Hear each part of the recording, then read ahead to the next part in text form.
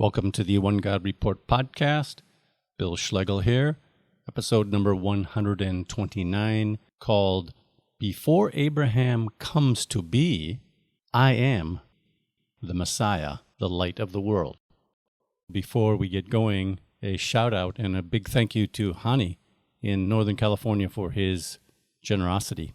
Thanks, Hani. Shukonika to you. Now, I've already looked at this text in John 8:58 in more detail in podcasts number 64 and 65, but I wanted to emphasize something here that I think kind of got lost in the longer podcast. I'd like to make this a little more to the point, and that is that the Greek word in John 8:58, which is often translated in the past tense, right? Before Abraham was, that's the King James Version, the Revised Standard, or the English Standard Version, or before Abraham was born, that's the New American Standard and the NIV. But was born is simply not an appropriate translation in this verse. The Gospel of John, the author of the Gospel of John, used the word for being born like 16, 17 times. It's not this word. So the translations that have before Abraham was born, well, let's just say they could be better. Or the NET translation simply has before Abraham came into existence. So all of these are past tense, but we're going to see this Greek word here can and should be interpreted in a future sense.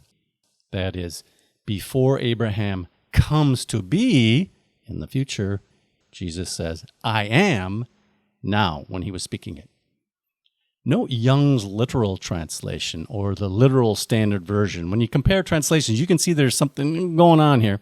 Note these literal translations, which are actually closer but still a bit ambiguous. They translate this phrase as, before Abraham's coming, I am. Okay, so what does that mean? Before Abraham's coming? In the past? In the future? So the Greek word here is genesthai. It's an infinitive aorist middle from the Greek word ginomai, and it occurs in this exact form 7 times in the Gospel of John. In every occurrence, without exception, the word relates to something that will become or comes to be at some point in the future. So folks can consult Greek experts and Greek grammars to see if a infinitive aorist middle can communicate something in the future, and the short answer is yes, it can. While the aorist usually implies a past action, the focus is not on the time that the event occurred, but rather on the completion of an action. So it can communicate an action that would happen in the future. And good biblical exegesis will see how the same author uses the word. And as we will see in each case, he's using the word in this exact Greek form to mean something that will happen in the future.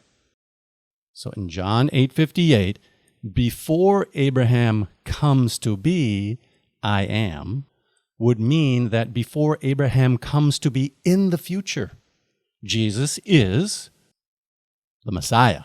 I think specifically in context, the light of the world. You can see the previous podcast for why I think that. So before God's promises to Abraham are fulfilled, that Abraham would be the father of many nations, that Abraham's seed would inherit the land, that Abraham would be the channel of blessing to all families of the earth, and before Abraham himself would come to be in the promised resurrection from the dead, before all of that, the Messiah comes as the light of the world. The Messiah, Jesus, is the light of the world before all that comes to be, before Abraham comes to be. In other words, Jesus is making a messianic claim to be the channel through whom God's promises to Abraham will be fulfilled. Jesus' claim is not a claim to be God, but to be the Messiah light through whom God is at work to fulfill God's promises to Abraham.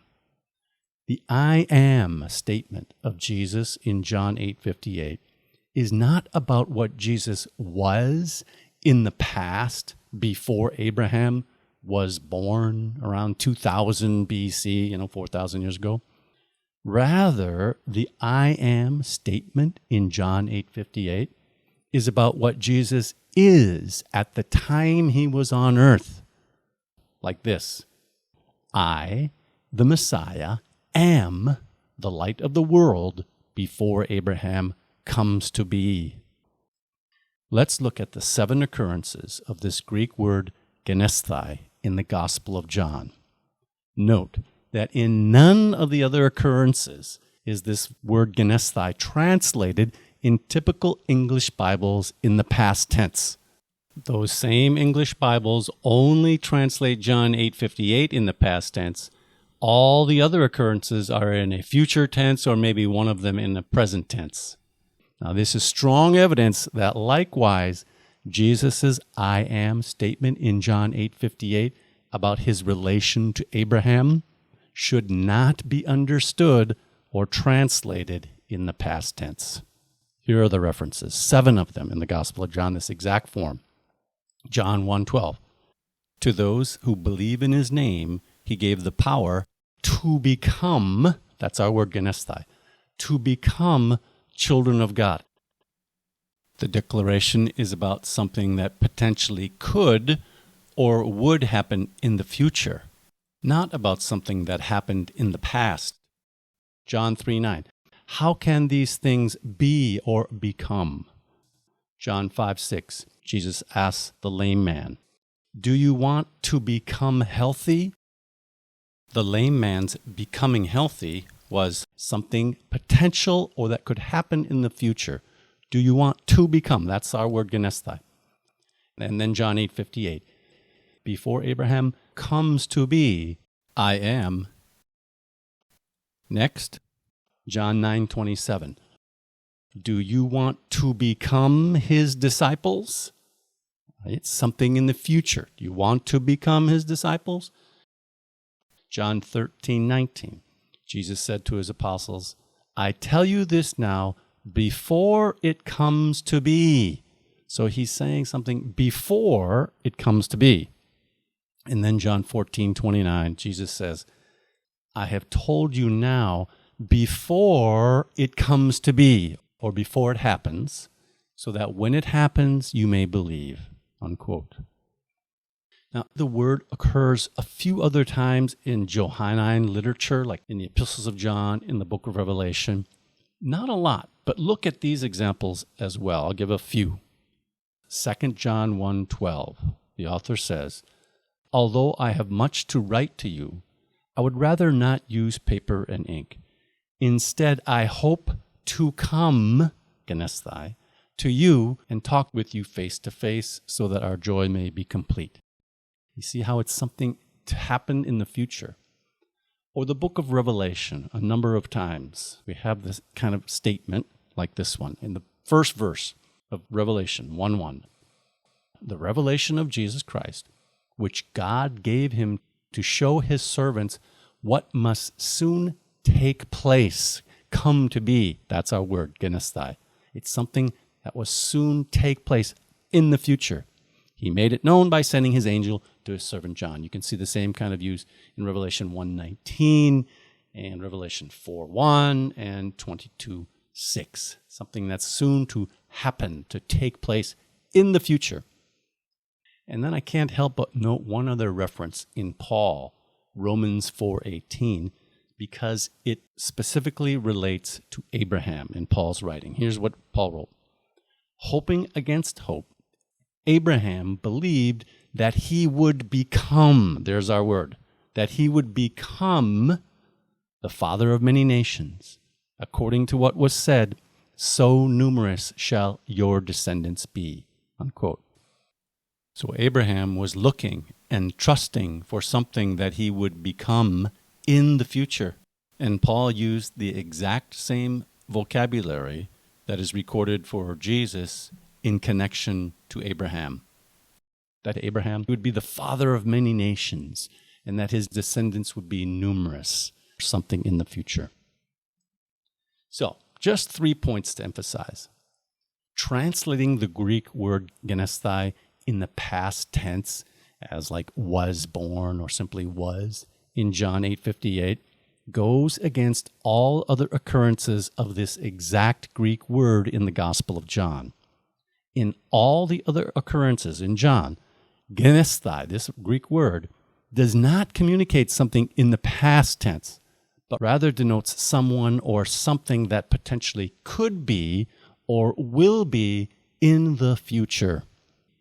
This is strong evidence that the word in John 8:58 relates to Abraham coming to be in a future context.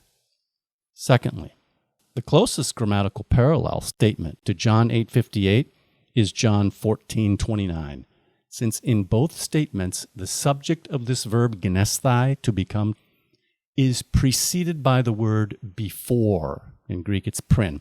Actually, in John 13:19, it's also preceded by the word before, but it's another Greek word for before. So in John 14:29, we have a very, very similar grammatical construction.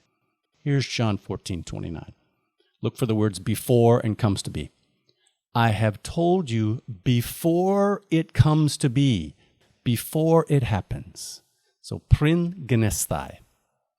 These are the exact same two words we have in John 8:58. Jesus said, before Abraham comes to be. Okay? So it's something in the future, before it happens, before Abraham comes to be. The word before in both John 8:58 and John 14:29 makes it clear that Jesus' statement in John 8:58 is about Abraham coming to be in a future context. Jesus' statement does not relate to Jesus being present before Abraham was born in the past.